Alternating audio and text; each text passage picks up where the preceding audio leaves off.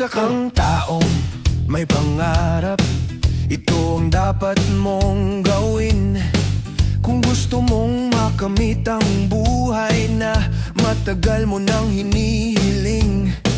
At kung alam mong may patutunguhan ang bawat hakbang ng iyong laban, piliin mo ang sasamahan, dahil sila ang huhubog sa iyong daan.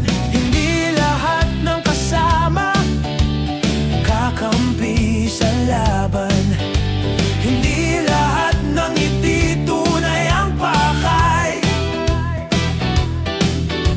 Kaya kung gusto mong umangat, matuto kang umiwas at pumili ng tunay. Sumama ka sa mga taong may pangarap, dahil di ka niyan ipapahamak.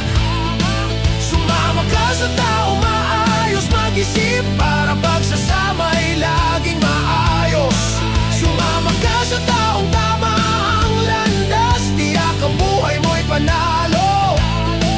Kapag ang paligid mo'y may direksyon, mas lalakas ang loob mo.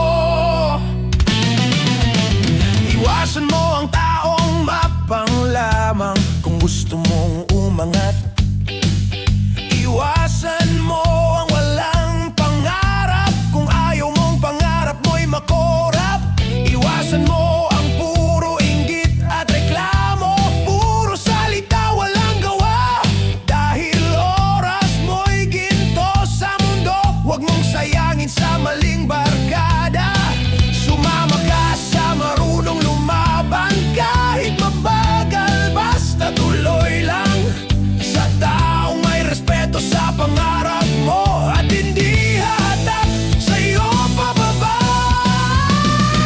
Sumama ka sa mga taong may pangarap, dahil di ka niyan ipapahamak. Sumama ka sa taong maayos mag-isip, para pagsasama ay laging maayos. Sumama ka sa taong tama ang landas, tiyak ang buhay mo'y panalo. Kapag ang paligid mo'y may direksyon, mas lalakas ang loob mo.